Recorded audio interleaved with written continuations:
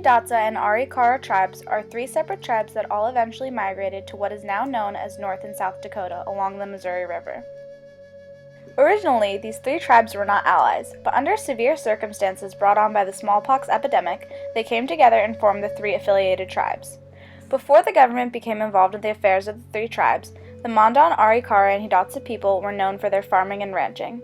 However, because the United States forced industrialization upon the three affiliated tribes and their reservation on Fort Berthold, the tribes have lost a sense of their roots and suffered from the consequences of drug use, alcoholism, and violence.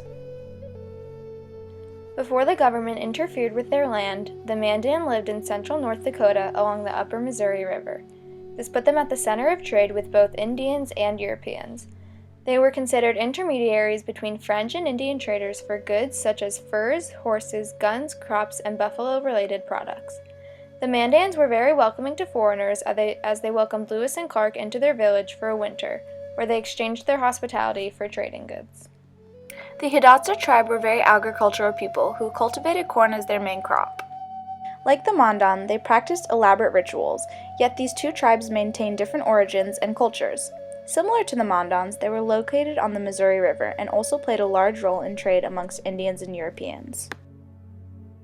But unlike the Mandans, Hidatsas would constantly send war parties out west, as both a ways of protection but also ritual, since battle was the way men established their power throughout the tribe. The Arikara tribe, also known as the Saanich, split from the Skiddy Pawnees in Nebraska in the beginning of the 17th century and moved north along the Missouri.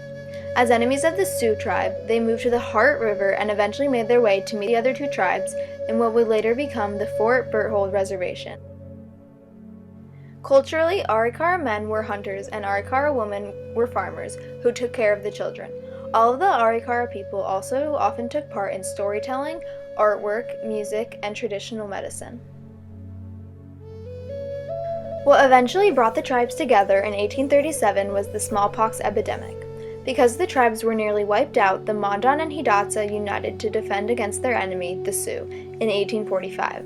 Continuous harassment by the Sioux tribe caused them to move to Fort Berthold, joined by the Arikara in 1862.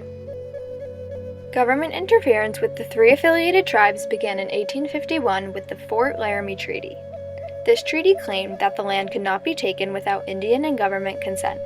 However, their land was manipulated by the government in 1870 by the creation of the Fort Berthold Reservation, which was eventually reduced from 8 million acres to only 1 million due to allotment and the Homestead Act.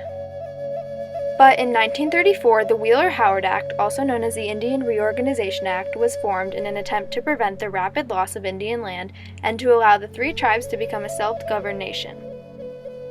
It strengthened native and governmental ties and recognized the tribe's culture in order to maintain their traditions. The Wheeler Act was overridden in 1946 when the United States began construction of the Garrison Dam without consent from Congress. The dam led to the formation of Lake Sakakawea, which took away about 152,360 acres of Indian land and required about 325 families to be relocated.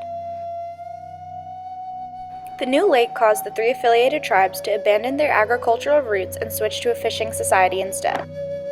This sudden switch led to an extreme economic decline, as the tribes were only compensated for $12 million for the land that was worth $20 million. In order to make up for this economic loss, the U.S. imposed their industrial motifs and began building up major oil rigs.